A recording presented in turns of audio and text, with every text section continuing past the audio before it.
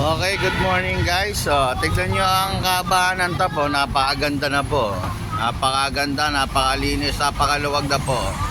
Ang sidewalk po ay nilabas ay para sa mga mamimili at para sa mga commuters. Ayan, masyado na pong maluwag tayo dahil sa magandang pamamalakad ng ating pamunuan ng Pasay.